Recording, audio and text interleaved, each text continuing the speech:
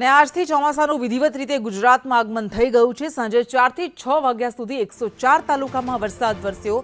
ભાવનગરના સિહોરમાં 2 કલાકમાં 5.91 ઇંચ વરસાદ ખાબક્યો છે, તો ઉમરાળામાં 4.41 ઇંચ, સાવરકુંડલામાં 3.03 ઇંચ, રાજુલામાં 2.87 ઇંચ, વલ્લભ વિદ્યાનગરમાં 2.76 ઇંચ વરસાદ ખાબક્યો, જ્યારે અમરેલીમાં 2.48 ઇંચ, પાલીતાણામાં 1.65 ઇંચ, અમીરગઢમાં 1.10 ઇંચ અને મહુવામાં ભાવનગરના મહુવામાં 1.02 ઇંચ વરસાદ ખાબક્યો છે। એટલે ખાસ કરીને સૌરાષ્ટ્રના વિસ્તારોમાં, એમાં પણ અમરેલી અને ભાવનગરમાં સૌથી વધારે વરસાદ વરસ્યો છે અને 104 તાલુકા એવા છે કે જ્યાં મેઘરાજા આવી ગયા છે, મેઘરાજાની પધરામણી થઈ ગઈ છે। 4 થી 6 વાગ્યાની વચ્ચે જ 104 તાલુકામાં વરસાદ વરસ્યો હતો અને હવે જે રીતે આગાહી કરવામાં આવી રહી છે કે આજથી ચોમાસાનું આગમન થઈ ગયું છે ને એટલા માટે મેઘરાજા ધડવડાટી આવી જ રીતે બોલાવતા રહેશે।